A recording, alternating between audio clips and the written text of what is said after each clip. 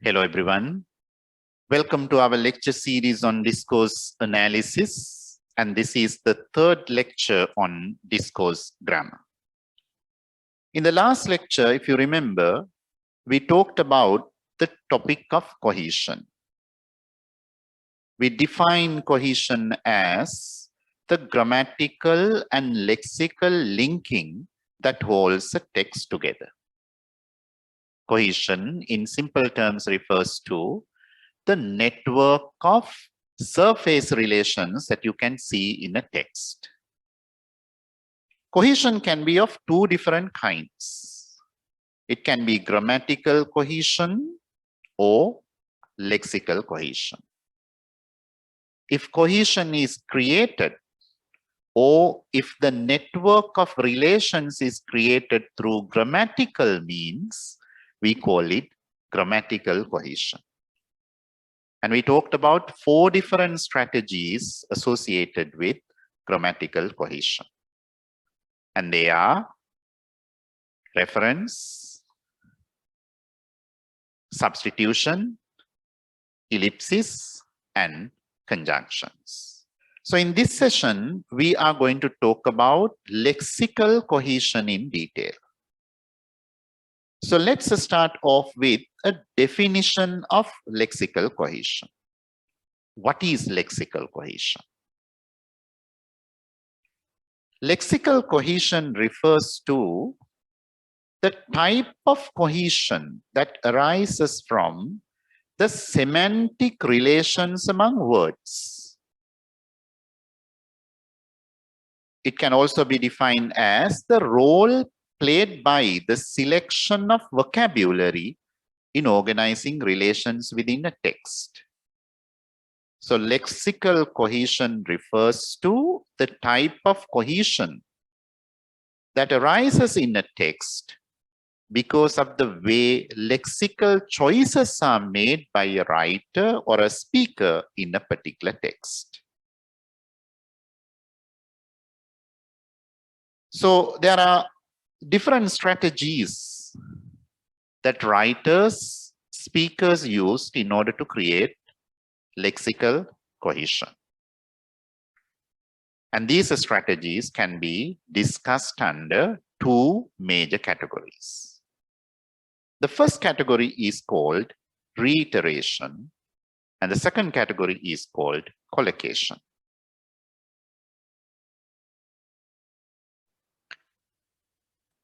So reiteration in simple terms means the repetition of a word which is previously mentioned somewhere in a text. Reiteration can take several forms.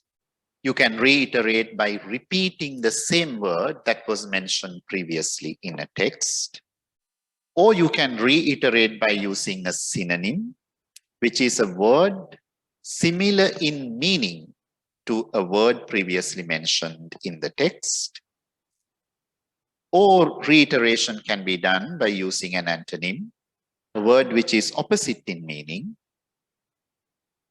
or by using a hyponym, which denotes a subtype or subcategory of a general class of things, or by using a meronym, which denotes a part of a complete whole. So in the next few slides, we are going to talk about these 5 strategies in detail. So let's look at an example to understand how writers use repetition to create cohesion in a text. This is a text coming from a local newspaper. Pause the video for a second and see whether you can identify the repeated lexical items in this text.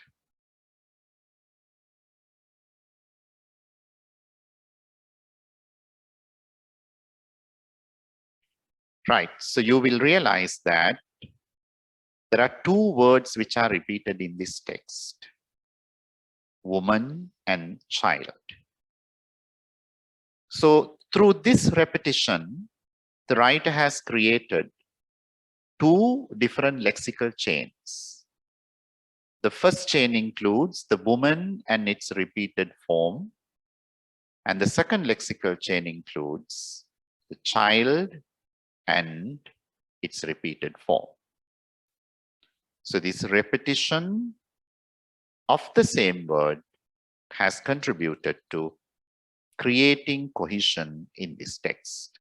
Let's look at another example. Ravi is currently facing a difficult situation at his company. His main difficulty is managing long hours of work.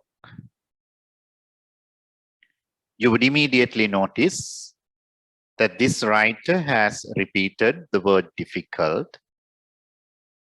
But in the second instance, the word is morphologically distinct from the first one.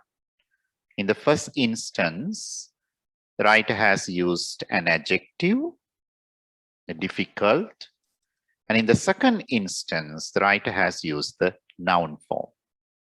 So the second word or the second member of this lexical chain is morphologically distinct from the first member.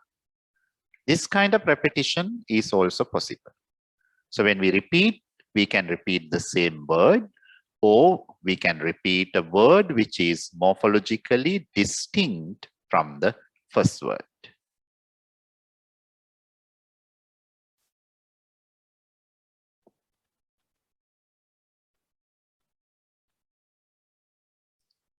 Read this and see whether you can identify the repetition in this one.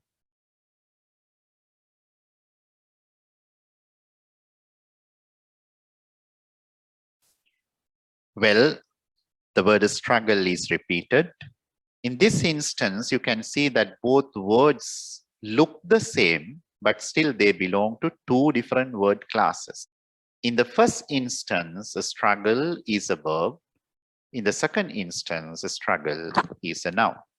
So we have once again a chain created between two lexical items which belong to two lexical categories. Next, we are going to talk about synonymy. Synonymy refers to the semantic relation between two words which convey the same or nearly the same meaning. Language may not have perfect synonyms, but a language may have many near synonyms. So let's see how a lexical chain can be created in a text using a synonym. So this is an example coming from Halliday 1985. He was just wondering which road to take when he was startled by a noise from behind him. It was the noise of trotting horses. He dismounted and led his horse as quickly as he could along the right-hand road. The sound of the cavalry grew rapidly nearer. See whether you can identify the lexical chains created through synonymy in this text. Well, there are two lexical chains created through synonymy. Sound and noise are synonyms. Cavalry and horses are synonyms.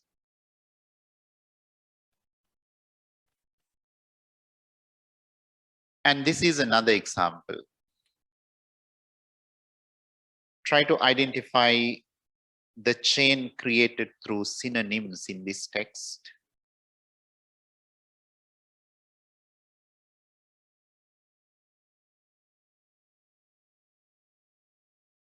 In this one, this research, the research and the study are synonyms or near synonyms. They convey the same meaning. Antonymy. Antonymy denotes a relation between words which convey opposite meanings. Old movies are bad, but new ones are great. So there is a lexical chain created through antonymy in this short text. Old and new are antonyms. Boys and girls, once again, are antonyms. So the chain is created through the use of Antonyms.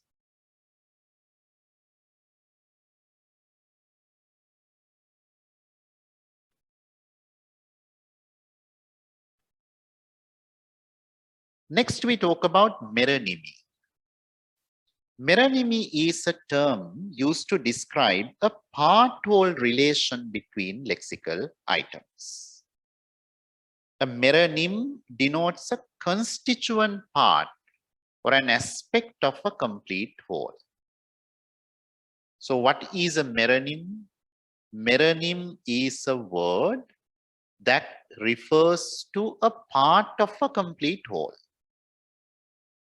For example, cover and page are meronyms. Why? Because they refer to parts of a book. So the book is the complete whole here. The complete whole can be called the holonym.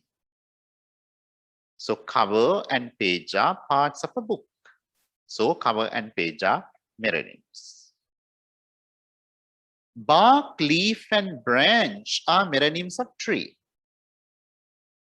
So these three elements are parts of a tree. And that's why they are called meronyms. So the tree is considered a holonym. This is a test that you can use to determine whether a word is a meronym or not. X is a meronym of Y if it can form the subject of the sentence and X is a part of Y. Now let's replace X with a particular word here. Page. Page is a part of a book. So page has to be a meronym. Finger is a part of a hand. So finger has to be a meronym. A mouse is a part of a computer. So mouse has to be a meronym. A keyboard is a part of a computer. So the keyboard has to be a meronym. So computer in that instance is a holonym.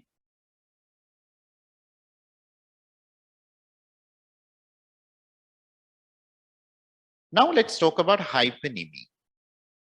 Hyponymy denotes a relation between a word referring to a general class, which is called the superordinate, and a word referring to one of its subtypes or subcategories. So the word referring to a subtype or a subcategory is generally called a hyponym. So let's look at an example to understand what a hyponym is. So the superordinate term or the word referring to the general class is cricket. So we have three specific instances of cricket. T20 cricket, Test cricket, and one-day cricket. So T20, Test, and one-day can be considered hyponyms of cricket.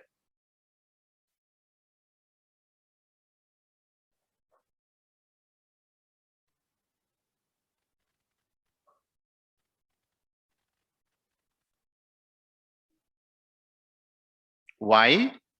Because T20, Test, and one-day are subtypes or subcategories of cricket. So in this example, the general class or the superordinate is animal. So dog, cat, and lion are hyponyms. Meronyms and hyponyms are sometimes confusing.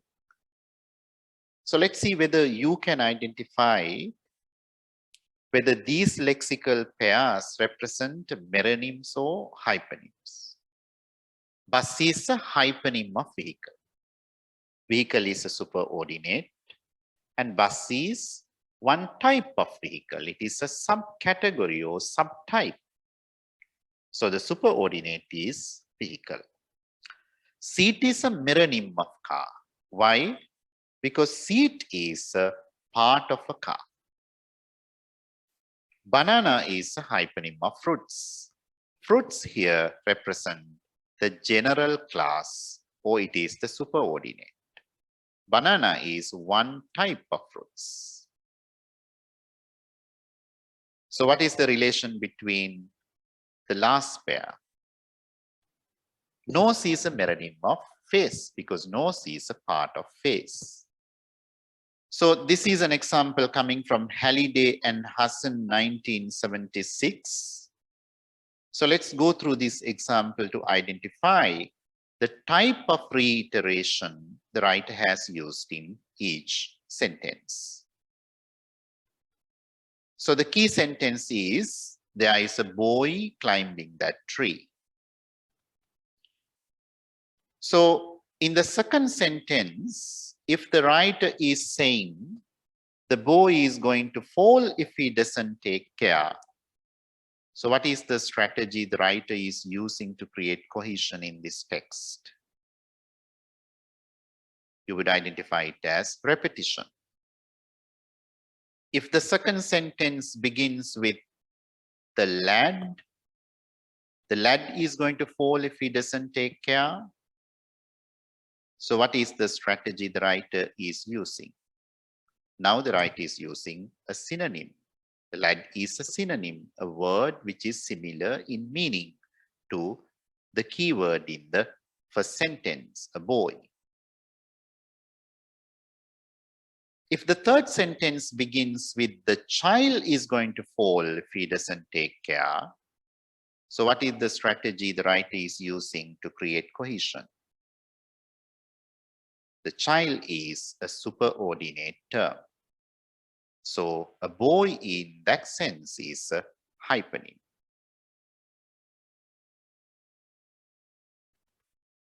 Now we are going to talk about collocation. What do we mean by collocation? So collocation refers to a pair of lexical items that are associated with each other in the language in some way. So in simple terms, collocation refers to words which are commonly used together in a language. So let's look at some examples. Pay a visit, bright idea, right direction, make mistakes, break rules. In each example, we see some words which are commonly used together in English. So lexical cohesion also results from the tendency of some words to co-occur in a text. Let's look at this Halliday's example of collocation as well. Pause the video for a second and see whether you can identify the collocation in this text.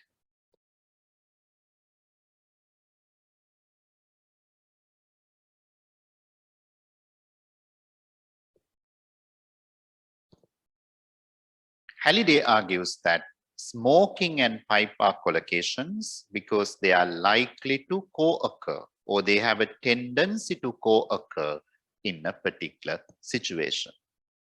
To summarize our discussion, in this lecture, we have talked about different strategies writers, speakers would use to create lexical cohesion in a text. So we have talked about two strategies in detail: reiteration and collocation.